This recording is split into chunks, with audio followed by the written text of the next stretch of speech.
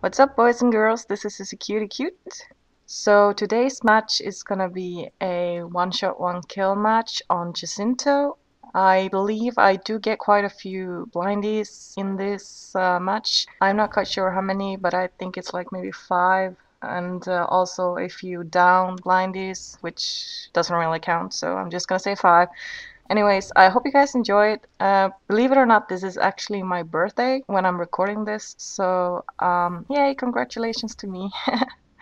Alright, well, when it comes to the topic, it's kind of related to my birthday, I guess, because, when you get older, you kind of start thinking about the past, you start reminiscing about how things used to be. So I thought I'd take you guys down memory lane with me here and talk about a subject on how I actually got into gaming, because that is actually quite a long story.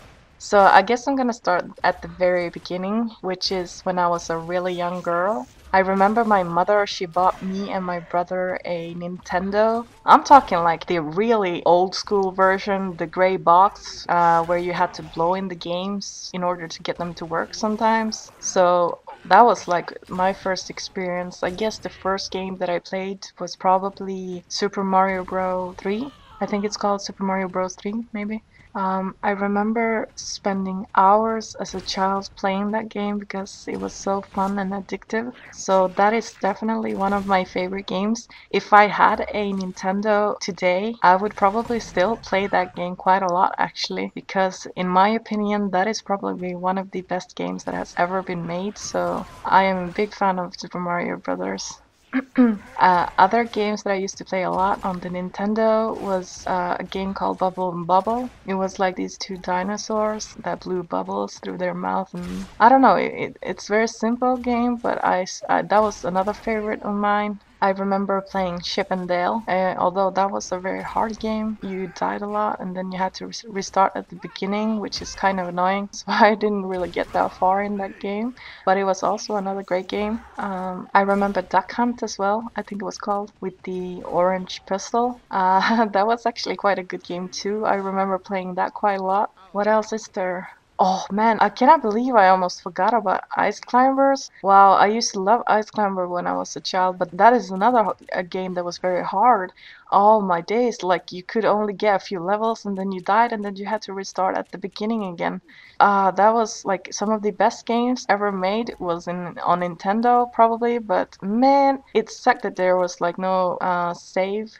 So after Nintendo, I guess we got a Sega. Is that how you pronounce it? I don't know. Sega. I didn't really play that a lot actually. We didn't have that many games for it. I think we only had a few games, and I don't remember any other game than the one that I used to play, which was Sonic the Hedgehog. But I wasn't really a big fan of the Sega. I don't know, like I didn't get into it that much, I guess. So after that we got a Nintendo 64-bit, or if that's even how you say it, but I assume you guys know what I'm talking about. Hopefully you guys do, since I mentioned that I had the first Nintendo, so I hope you guys understand that I'm talking about the second one they released. At least I think it's the second one. I'm not 100% sure about that either, but I think it's the second one.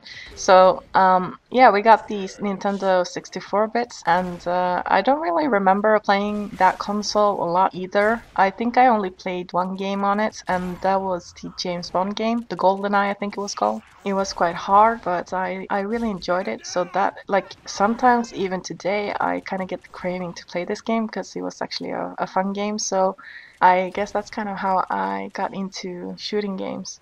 So after the Nintendo 64-bit and James Bond, there was a bit of a gap, I guess, between the next console we got, which was actually the PlayStation 1. So I guess this is one of the most important part of the story, because this is actually where I really got into video games. So back in the 90s, me and my brother had a mutual friend, and I remember that this friend of ours, he brought us a game one day, and I remember watching him and my brother playing this game, and I also remember being so scared when I was watching them play because I've never even seen anything like that before. Of course, I'm talking about the video game